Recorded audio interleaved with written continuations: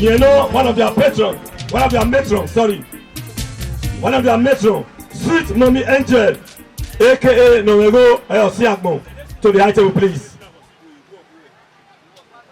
Nomego Osiakmo, Sweet Mommy Angel, and what we do with them. You know, Mr. Eric Adun, to the high table, please.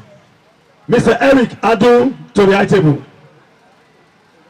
Honorable George Ukbenayusi, to the high table, please. CO Support Care UK, to the high table, please. Honorable Arevani, Mr. Res Grammars, to the high table, please.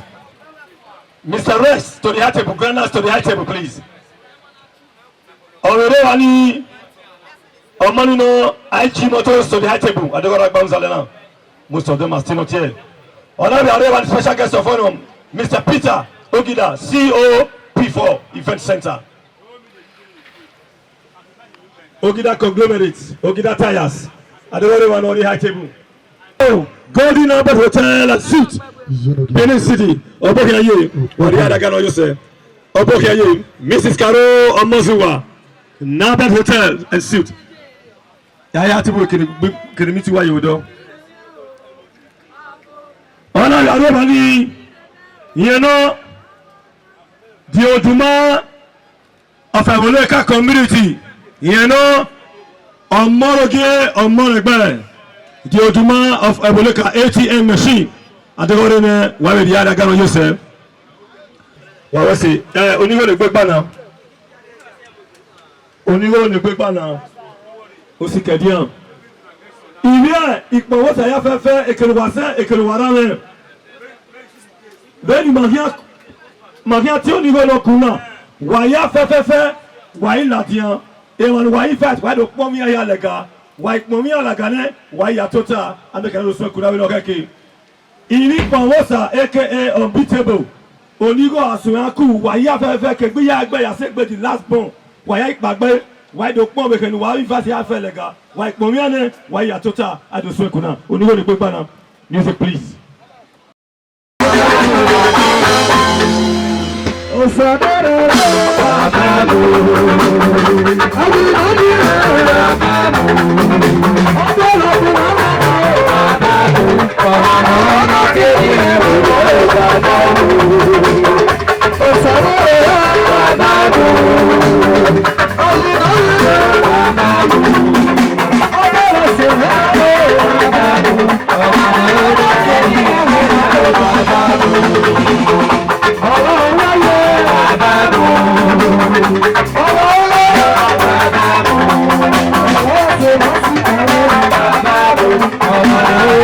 Yeah.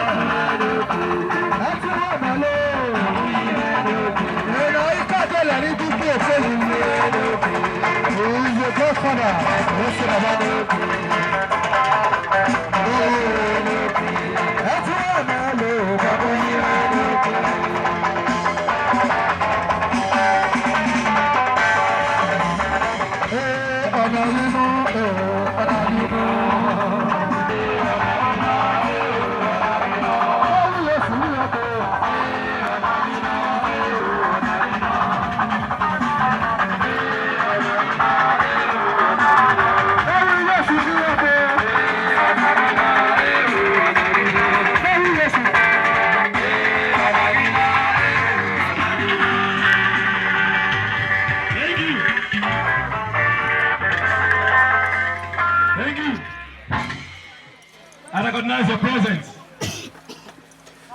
My colleague in entertainment business all the way from Madrid,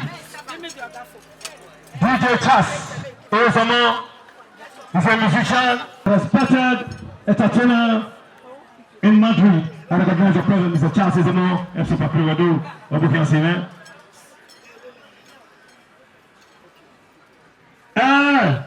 Ọ̀gbẹ́ náà yé wọn náà ẹ̀yà yà sẹ́ náà bọ́rẹ́ ní wẹ́lẹ̀ entertainment business ẹ̀yà náà mi yẹ wẹ́ ìmọ̀ mi rẹ̀ ọ̀rọ̀ mi kò dá òní yà. Ọ̀mọ̀wé FC Ọ̀kàgbẹ́ I recognize the president Obukian Papirodo, Wàtò Amusi, wẹ́nu yàrá yìí ní ká ọ̀rọ̀ entertainment náà ìdí bẹ̀ ká wẹ́nu yìí wẹ́nu. Àwọn àwọn tí wọ́n ṣe time lẹ́sìn. Ìkàmàkọ́dí káàkiri members náà tó tún náà yìí ẹ̀yà yìí pẹ̀ kan náà.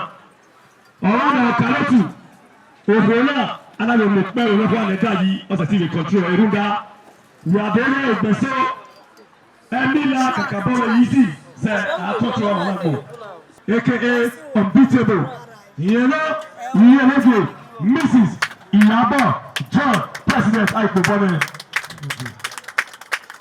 Ikponmwomsa ọ̀kàlẹ́tù ọ̀gbẹ́sọ̀dá ọ̀rọ̀ tù náà èèmọ̀ náà ẹ̀yìn mẹ́lá kìlọ̀ mítì èmítì náà máa ń mẹ́ position anímẹ̀ ìpàrọ̀ rẹ̀ ìyẹn náà Mrs. Sidi Ìràbọ̀ Òṣàbọ̀yẹ speaker ọ̀rẹ́dà lẹ́wọ̀n ní Mrs. Olùyẹ Ògìdà committee chairlady Ikponmwomsa.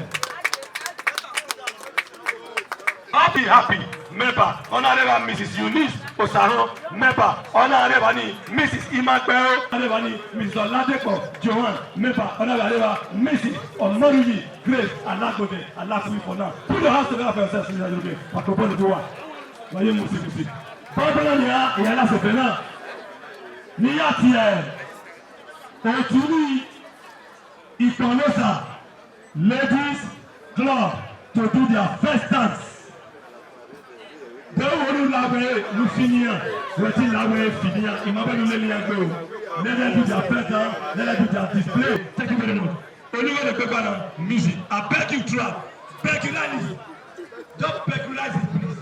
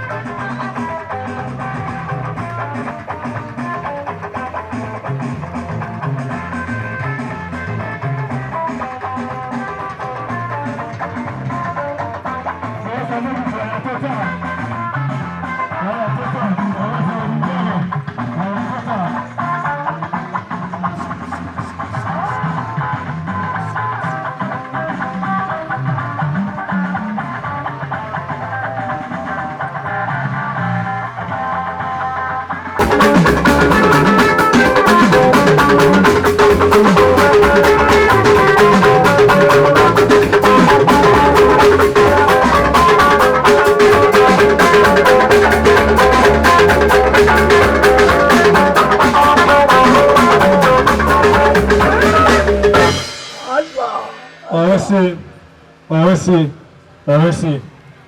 Anyone? The man said there's your back over the UK. Renata, or I'm the Wiku, Unami Reality, Uanugan or Raw. Again, a year around our makeup away with Von or Punodo Ladiana, I get the Webu Reality.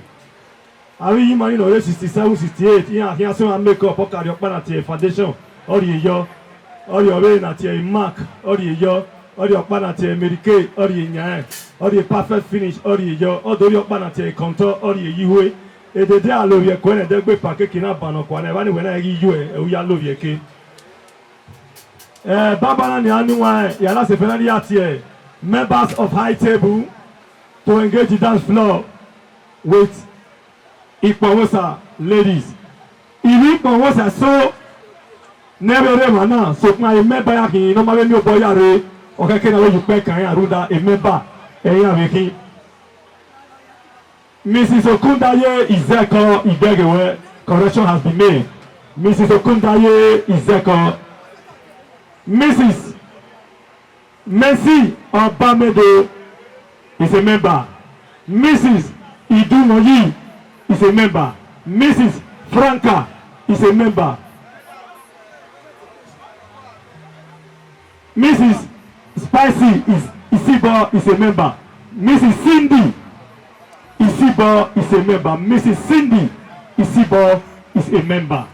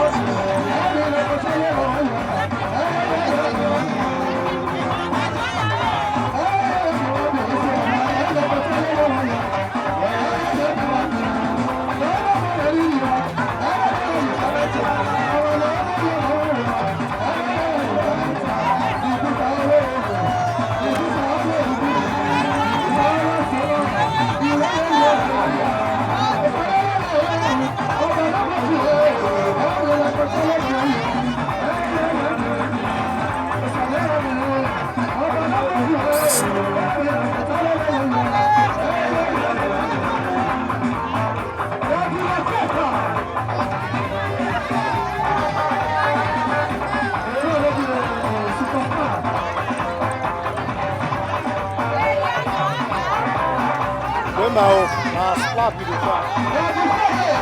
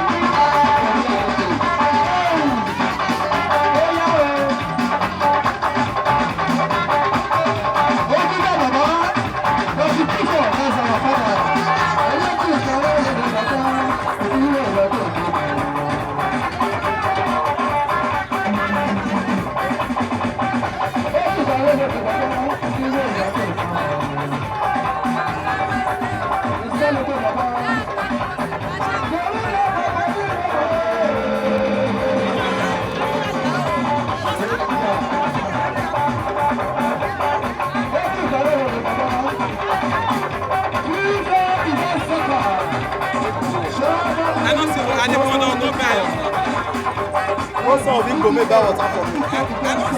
What song we go make that water